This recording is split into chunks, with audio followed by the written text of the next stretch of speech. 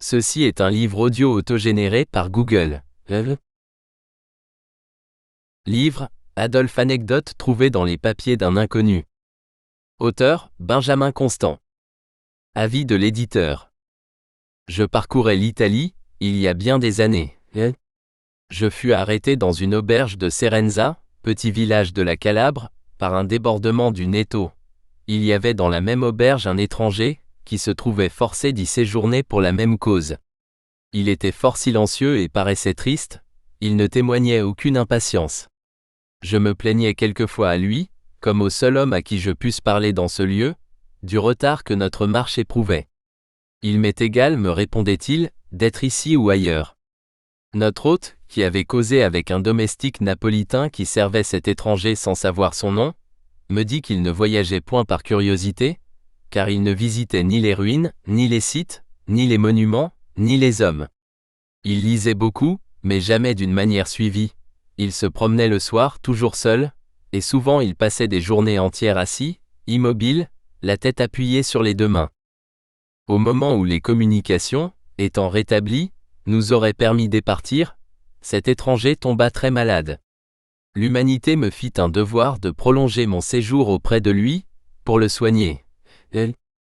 Il n'y avait à Serenza qu'un chirurgien de village. Je voulais envoyer à Cosenza chercher des secours plus efficaces.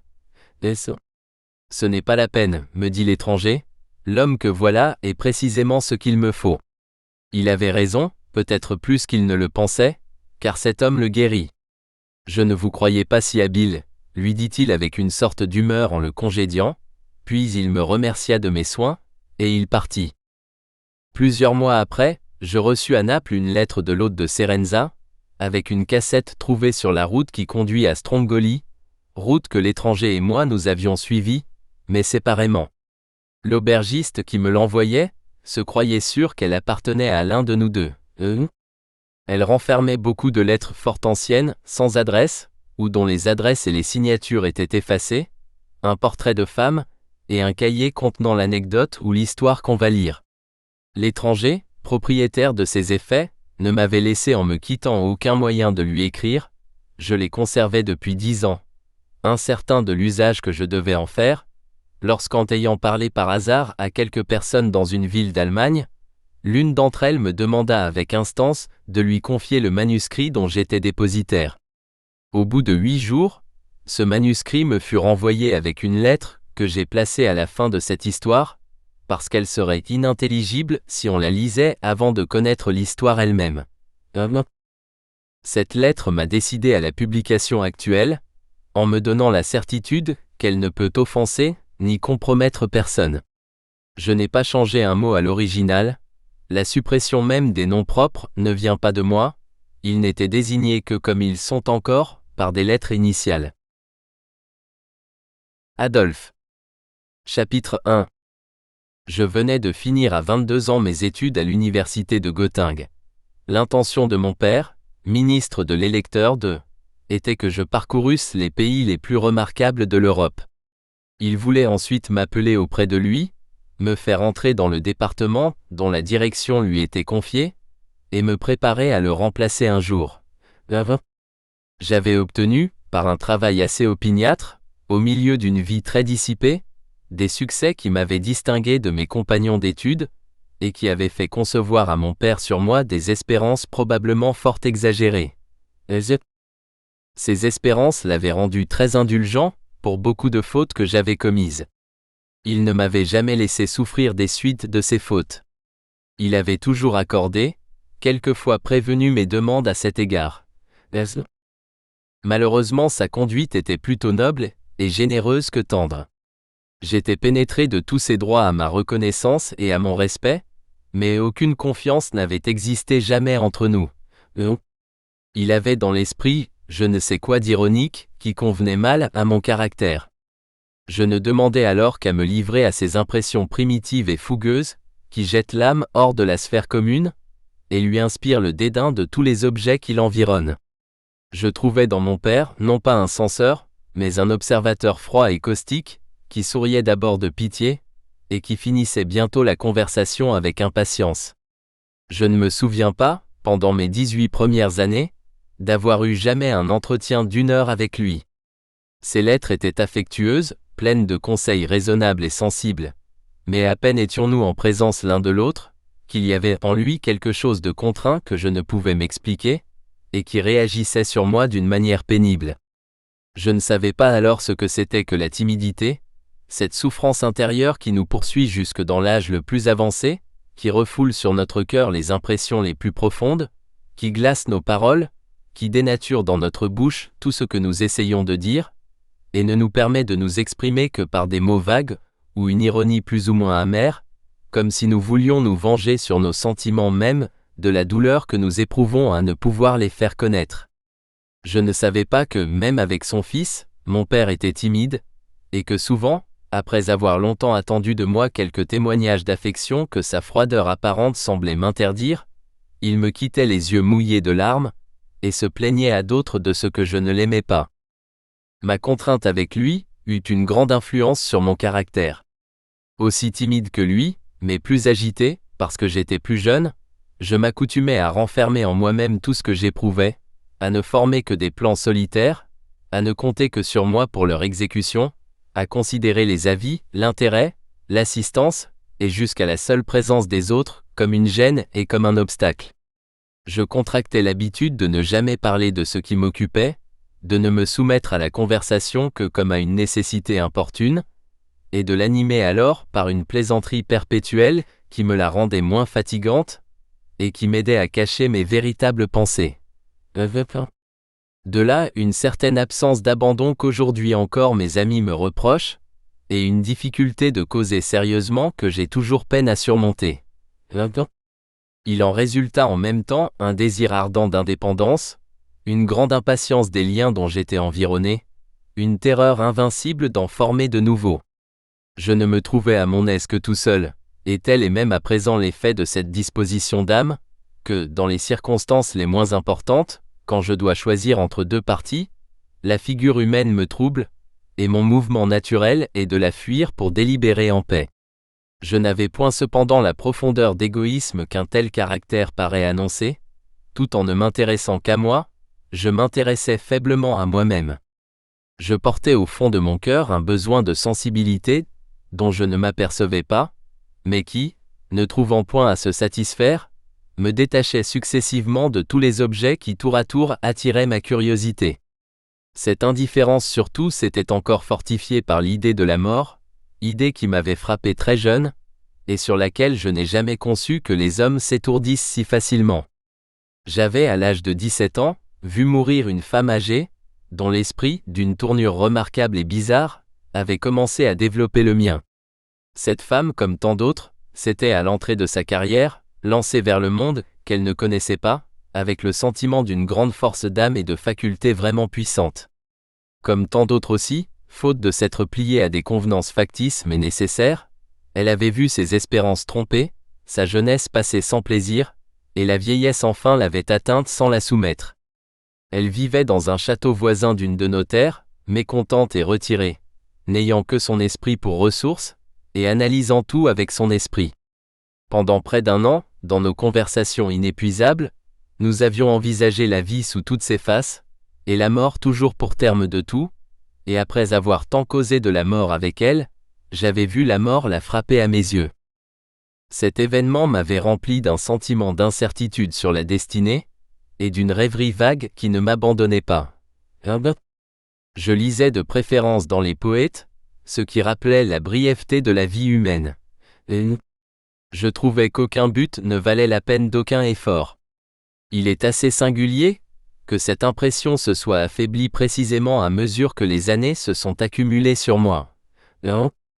Serait-ce parce qu'il y a dans l'espérance quelque chose de douteux, et que, lorsqu'elle se retire de la carrière de l'homme, cette carrière prend un caractère plus sévère, mais plus positif?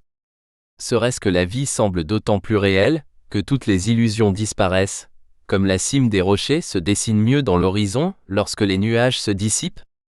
Je me rendis, en quittant Göttingen, dans la petite ville de D.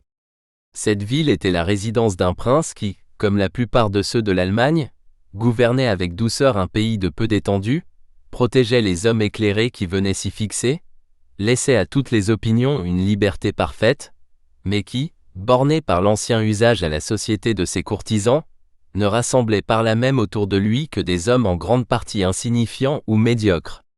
Je fus accueilli dans cette cour avec la curiosité qu'inspire naturellement tout étranger qui vient rompre le cercle de la monotonie et de l'étiquette. Pendant quelques mois, je ne remarquai rien qui pût captiver mon attention. J'étais reconnaissant de l'obligeance qu'on me témoignait, mais tantôt ma timidité m'empêchait d'en profiter, tantôt la fatigue d'une agitation sans but me faisait préférer la solitude au plaisir insipide que l'on m'invitait à partager. Je n'avais de haine contre personne, mais peu de gens m'inspiraient de l'intérêt. Or les hommes se blessent de l'indifférence, ils l'attribuent à la malveillance ou à l'affectation, ils ne veulent pas croire qu'on s'ennuie avec eux naturellement. Quelquefois je cherchais à contraindre mon ennui, je me réfugiais dans une taciturnité profonde, on prenait cette taciturnité pour du dédain. D'autres fois, lassé moi-même de mon silence, je me laissais aller à quelques plaisanteries, et mon esprit, mis en mouvement, m'entraînait au-delà de toute mesure. Je révélais en un jour tous les ridicules que j'avais observés durant un mois. Les confidents de mes épanchements subis et involontaires ne m'en savaient aucun gré, et avaient raison, car c'était le besoin de parler qui me saisissait, et non la confiance. J'avais contracté dans mes conversations avec la femme qui, la première, avait développé mes idées, une insurmontable aversion pour toutes les maximes communes et pour toutes les formules dogmatiques. Lors donc que j'entendais la médiocrité disserter avec complaisance sur des principes bien établis, bien incontestables en fait de morale, de convenance ou de religion, chose qu'elle met assez volontiers sur la même ligne, je me sentais poussé à la contredire, non que j'eusse adopté des opinions opposées, mais parce que j'étais impatienté d'une conviction si ferme et si lourde. Je ne sais quel instinct m'avertissait d'ailleurs de me défier de ces axiomes généraux, si exempts de toute restriction, si purs de toute nuance. Les sots font de leur morale une masse compacte et indivisible, pour qu'elle se mêle le moins possible avec leurs actions, et les laisse libres dans tous les détails. Je me donnais bientôt, par cette conduite, une grande réputation de légèreté, de persiflage, de méchanceté. Mes paroles amères furent considérées comme des preuves d'une âme haineuse, mes plaisanteries comme des attentats contre tout ce qu'il y avait de plus respectable. Ceux dont j'avais eu le tort de me moquer trouvaient commode de faire cause commune avec les principes qu'ils m'accusaient de révoquer en doute, parce que, sans le vouloir, je les avais fait rire aux dépens les uns des autres, tous se réunirent contre moi.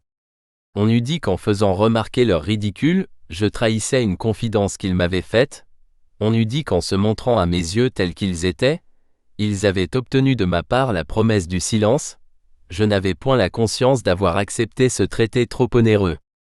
Ils avaient trouvé du plaisir à se donner ample carrière, j'en trouvais à les observer et à les décrire, et ce qu'ils appelaient une perfidie me paraissait un dédommagement tout innocent et très légitime. Je ne veux point ici me justifier, j'ai renoncé depuis longtemps à cet usage frivole et facile d'un esprit sans expérience, je veux simplement dire, et cela pour d'autres que pour moi, qui suis maintenant à l'abri du monde, qu'il faut du temps pour s'accoutumer à l'espèce humaine, tels que l'intérêt, l'affectation, la vanité, la peur nous l'ont faite. L'étonnement de la première jeunesse, à l'aspect d'une société si factice et si travaillée, annonce plutôt un cœur naturel qu'un esprit méchant. Cette société d'ailleurs n'a rien à en craindre, elle pèse tellement sur nous, son influence sourde est tellement puissante, qu'elle ne tarde pas à nous façonner d'après le moule universel. Nous ne sommes plus surpris alors que de notre ancienne surprise, et nous nous trouvons bien sous notre nouvelle forme, comme l'on finit par respirer librement dans un spectacle encombré par la foule, tandis qu'en entrant on n'y respirait qu'avec effort. Si quelques-uns échappent à cette destinée générale, ils renferment en eux-mêmes leurs dissentiments secrets, ils aperçoivent dans la plupart des ridicules le germe des vices, ils n'en plaisantent plus, parce que le mépris remplace la moquerie, et que le mépris est silencieux. Il s'établit donc, dans le petit public qui m'environnait, une inquiétude vague sur mon caractère. On ne pouvait citer aucune action condamnable. On ne pouvait même m'en contester quelques-unes qui semblaient annoncer de la générosité ou du dévouement, mais on disait que j'étais un homme immoral, un homme peu sûr. Deux épithètes heureusement inventées pour insinuer les faits qu'on ignore, et laisser deviner ce qu'on ne sait pas. Fin du chapitre 1. Chapitre 2. Distrait, inattentif, ennuyé, je ne m'apercevais point de l'impression que je produisais, et je partageais mon temps entre des études que j'interrompais souvent, des projets que je n'exécutais pas, des plaisirs qui ne m'intéressaient guère, lorsqu'une circonstance, très frivole en apparence, produisit dans ma disposition une révolution importante. Un jeune homme avec lequel j'étais assez lié, cherchait depuis quelques mois à plaire à l'une des femmes les moins insipides de la société dans laquelle nous vivions. J'étais le confident très désintéressé de son entreprise. Après de longs efforts, il parvint à se faire aimer, et comme il ne m'avait point caché ses revers et ses peines, il se crut obligé de me communiquer ses succès. Rien n'égalait ses transports et l'excès de sa joie. Le spectacle d'un tel bonheur me fit regretter de n'en avoir pas essayé encore. Je n'avais point eu jusqu'alors de liaison de femme qui pût flatter mon amour-propre. Un nouvel avenir parut se dévoiler à mes yeux. Un nouveau besoin se fit sentir au fond de mon cœur. Il y avait dans ce besoin beaucoup de vanité, sans doute. Mais il n'y avait pas uniquement de la vanité. Il y en avait peut-être moins que je ne le croyais moi-même. Les sentiments de l'homme sont confus et mélangés. Ils se composent d'une multitude d'impressions variées qui échappent à l'observation, et la parole, toujours trop grossière et trop générale, peut bien servir à les désigner, mais ne se sert jamais à les définir. J'avais, dans la maison de mon père, adopté sur les femmes un système assez immoral. Mon père, bien qu'il observât strictement les convenances extérieures, se permettait assez fréquemment des propos légers sur les liaisons d'amour. Il les regardait comme des amusements, sinon permis, du moins excusables, et considérait le mariage seul sous un rapport sérieux. Il avait pour principe qu'un jeune homme doit éviter avec soin de faire ce qu'on nomme une folie, c'est-à-dire de contracter un engagement durable, avec une personne qui ne fût pas parfaitement son égale pour la fortune, la naissance et les avantages extérieurs, mais du reste, toutes les femmes, aussi longtemps qu'il ne s'agissait pas de les épouser, lui paraissaient pouvoir sans inconvénient, être prises, puis être quittées. Et je l'avais vu sourire avec une sorte d'approbation à cette parodie d'un mot connu. Cela leur fait si peu de mal, et à nous tant de plaisir. L'on ne sait pas assez combien, dans la première jeunesse, les mots de cette espèce font une impression profonde, et combien à un âge où toutes les opinions sont encore douteuses et vacillantes, les enfants s'étonnent de voir contredire, par des plaisanteries que tout le monde applaudit, les règles directes qu'on leur a données.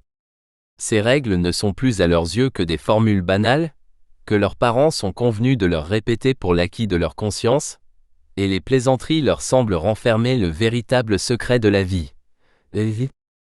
Tourmenté d'une émotion vague, je veux être aimé, me disais-je, et je regardais autour de moi, je ne voyais personne qui m'inspirât de l'amour, personne qui me parût susceptible d'en prendre, j'interrogeais mon cœur et mes goûts, je ne me sentais aucun mouvement de préférence.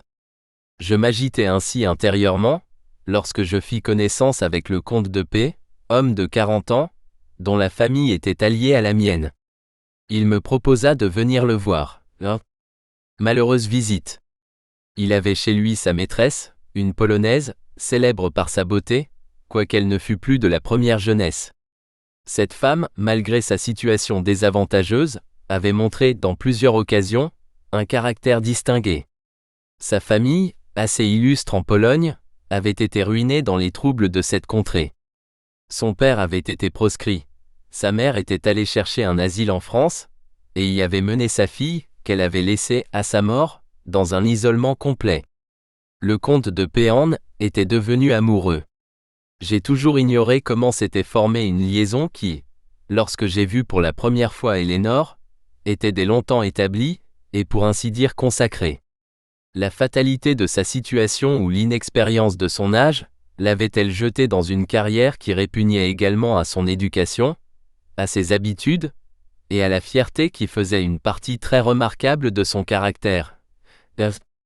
Ce que je sais, ce que tout le monde a su, c'est que la fortune du comte de P ayant été presque entièrement détruite et sa liberté menacée, Éléonore lui avait donné de telles preuves de dévouement, avait rejeté avec un tel mépris les offres les plus brillantes, avait partagé ses périls et sa pauvreté avec tant de zèle et même de joie, que la sévérité la plus scrupuleuse ne pouvait s'empêcher de rendre justice à la pureté de ses motifs, et au désintéressement de sa conduite. C'était à son activité, à son courage, à sa raison, aux sacrifices de tout genre qu'elle avait supportés sans se plaindre, que son amant devait d'avoir recouvré une partie de ses biens. Ils étaient venus s'établir à D pour y suivre un procès qui pouvait rendre entièrement au comte de P son ancienne opulence, et comptait y rester environ 2 ans. Elénore n'avait qu'un esprit ordinaire, mais ses idées étaient justes, et ses expressions toujours simples, étaient quelquefois frappantes par la noblesse et l'élévation de ses sentiments. Elle avait beaucoup de préjugés, mais tous ces préjugés étaient en sens inverse de son intérêt. Elle attachait le plus grand prix à la régularité de la conduite, précisément parce que la sienne n'était pas régulière, suivant les notions reçues. Elle était très religieuse, parce que la religion condamnait rigoureusement son genre de vie. Et elle repoussait sévèrement dans la conversation tout ce qui n'aurait paru à d'autres femmes que des plaisanteries innocentes, parce qu'elle craignait toujours qu'on ne se crût autorisé par son état à lui en adresser de déplacés.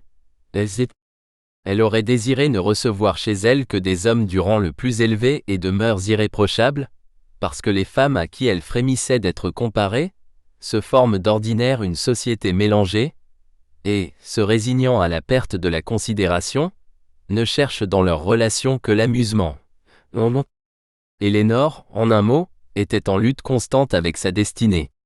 Elle protestait, pour ainsi dire, par chacune de ses actions et de ses paroles, contre la classe dans laquelle elle se trouvait rangée, et comme elle sentait que la réalité était plus forte qu'elle, et que ses efforts ne changeaient rien à sa situation, elle était fort malheureuse. Elle élevait 2 enfants qu'elle avait eus du comte de P, avec une austérité excessive. On eût dit quelquefois qu'une révolte secrète se mêlait à l'attachement plutôt passionné que tendre qu'elle leur montrait, et les lui rendait en quelque sorte importuns. Lorsqu'on lui faisait à bonne intention quelques remarques sur ce que ses enfants grandissaient, sur les talents qu'ils promettaient d'avoir, sur la carrière qu'ils auraient à suivre, on la voyait pâlir de l'idée qu'il faudrait qu'un jour elle leur avouât leur naissance. Mais le moindre danger, une heure d'absence, la ramenait à eux avec une anxiété où l'on démêlait une espèce de remords, et le désir de leur donner par ses caresses le bonheur qu'elle n'y trouvait pas elle-même. Cette opposition entre ses sentiments et la place qu'elle occupait dans le monde avait rendu son humeur fort inégale. Souvent elle était rêveuse et taciturne, quelquefois, elle parlait avec impétuosité. Comme elle était tourmentée d'une idée particulière, au milieu de la conversation la plus générale, elle ne restait jamais parfaitement calme. Mais par cela même, il y avait dans sa manière quelque chose de fougueux et d'inattendu, qui la rendait plus piquante qu'elle n'aurait dû l'être naturellement. La bizarrerie de sa position suppléait en elle à la nouveauté des idées. On l'examinait avec intérêt et curiosité, comme un bel orage. Offerte à mes regards dans un moment où mon cœur avait besoin d'amour, ma vanité, de succès, Elénore me parut une conquête digne de moi. Elle-même trouva du plaisir dans la société d'un homme différent de ceux qu'elle avait vus jusqu'alors. Son cercle s'était composé de quelques amis ou parents de son amant et de leurs femmes, que l'ascendant du comte de P avait forcé à recevoir sa maîtresse. Les maris étaient dépourvus de sentiments aussi bien que d'idées. Les femmes ne différaient de leurs maris que par une médiocrité plus inquiète et plus agitée, parce qu'elles n'avaient pas, comme eux, cette tranquillité d'esprit qui résulte de l'occupation et de la régularité des affaires. Une plaisanterie plus légère, une conversation plus variée, un mélange particulier de mélancolie et de gaieté, de découragement et d'intérêt, d'enthousiasme et d'ironie, étonnèrent et attachèrent Elénore. Elle parlait plusieurs langues, imparfaitement à la vérité, mais toujours avec vivacité, quelquefois avec grâce. Ses idées semblaient se faire jour à travers les obstacles, et sortir de cette lutte plus agréable, plus naïve et plus neuve, car les idiomes étrangers rajeunissent les pensées, et les débarrassent de ces tournures qui les font paraître tour à tour communes et affectées. Nous lisions ensemble des poètes anglais, nous nous promenions ensemble. J'allais souvent la voir le matin, j'y retournais le soir, je causais avec elle sur 1000 sujets.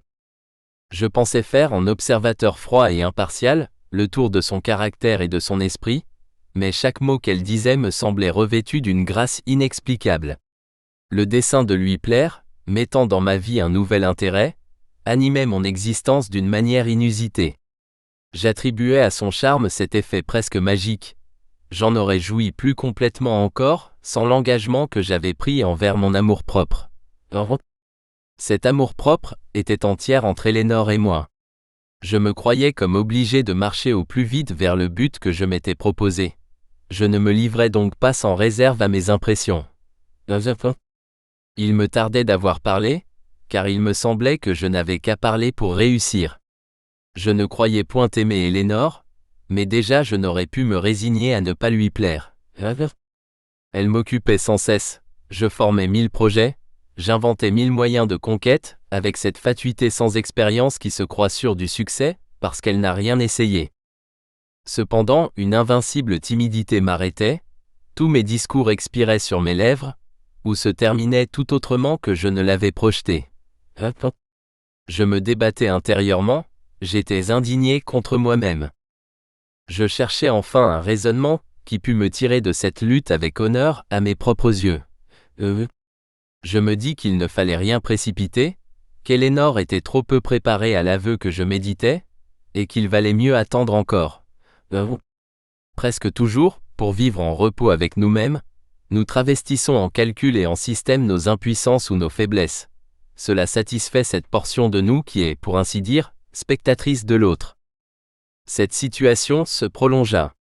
Chaque jour, je fixais le lendemain comme l'époque invariable d'une déclaration positive, et chaque lendemain s'écoulait comme la veille. Ma timidité me quittait dès que je m'éloignais d'Eleanor, je reprenais alors mes plans habiles et mes profondes combinaisons, mais à peine me retrouvais-je auprès d'elle, que je me sentais de nouveau tremblant et troublé. Quiconque aurait lu dans mon cœur, en son absence, m'aurait pris pour un séducteur froid et peu sensible, quiconque m'eût aperçu à ses côtés eût cru reconnaître en moi un amant novice, interdit et passionné. L'on se serait également trompé dans ces deux jugements, il n'y a point d'unité complète dans l'homme, et presque jamais personne n'est tout à fait sincère, ni tout à fait de mauvaise foi. Convaincu par ces expériences réitérées, que je n'aurais jamais le courage de parler à Eleanor, je me déterminai à lui écrire. Le comte de P était absent. Les combats que j'avais livrés longtemps à mon propre caractère, l'impatience que j'éprouvais de n'avoir pu le surmonter, mon incertitude sur le succès de ma tentative, jetèrent dans ma lettre une agitation qui ressemblait fort à l'amour. Échauffé d'ailleurs que j'étais par mon propre style, je ressentais, en finissant d'écrire, un peu de la passion que j'avais cherché à exprimer avec toute la force possible. Eleanor vit dans ma lettre ce qu'il était naturel d'y voir. Le transport passager d'un homme qui avait 10 ans de moins qu'elle, dont le cœur s'ouvrait à des sentiments qui lui étaient encore inconnus, et qui méritaient plus de pitié que de colère. Elle me répondit avec bonté, me donna des conseils affectueux, m'offrit une amitié sincère, mais me déclara que jusqu'au retour du comte de P, elle ne pourrait me recevoir.